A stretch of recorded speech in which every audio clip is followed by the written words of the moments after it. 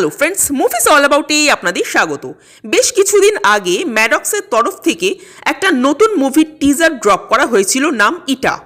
মুখ্য চরিত্রে শ্রদ্ধা কাপুর, রণদীপ হুডা, পরিচালনায় লক্ষ্মণ উতেকার, যিনি এর আগে লুকাছুপি, যারা হটকে যারা বাচকে, মিমি এই সমস্ত ছবি বানিয়েছিলেন এবং যার সবচাইতে উল্লেখযোগ্য মুভি হলো ভিকি কৌশল অভিনীত ছাবা।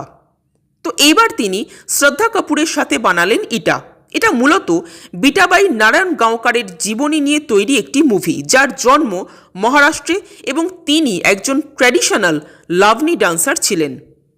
তো টিজারের প্রথমেই আমরা যেটা দেখতে পাচ্ছি যে ব্যাক স্টেজে ইটার লেবার পেন শুরু হয়েছে, আর অন্যদিকে ইটার পারফরমেন্স দেখার জন্য দর্শকরা হইচই শুরু করে দিয়েছেন। ইটা সন্তান প্রসব করেন এবং সন্তান প্রসবের ঠিক পর মুহূর্তেই তিনি নিজেকে প্রিপেয়ার করে ফেলেন স্টেজে পারফর্ম করার জন্য, কারণ তার মনে হয় যে বিছানায় শুয়ে শুয়ে মৃত্যুবরণ করার থেকে স্টেজে পারফর্ম করে মৃত্যুবরণ করাটা অনেক সম্মানজনক, এবং তিনি সত্যি সত্যিই সেটা করেছিলেন। আর এই ঘটনাটা ছিল ইটা অর্থাৎ বিটাবাইয়ের জীবনের সবচাইতে উল্লেখযোগ্য ঘটনা। তিনি তার ডান্সের প্রতি এতটাই ডেডিকেটেড ছিলেন যে রাজ কাপুরের দেওয়া অফারকেও, মানে সিনেমায় অভিনয় করার অফারকেও তিনি ফিরিয়ে দিয়েছিলেন।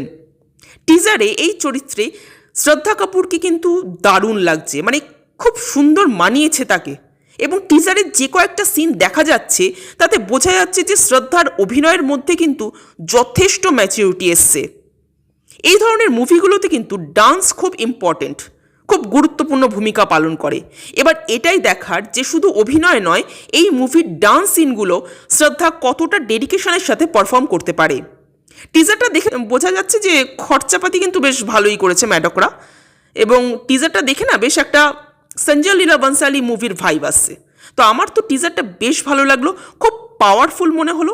আপনাদের কেমন লেগেছে কমেন্ট করে জানাবেন, আর আমাদের ভিডিও ভালো লেগে থাকলে প্লিজ লাইক, শেয়ার, সাবস্ক্রাইব করতে ভুলবেন না। Thank you.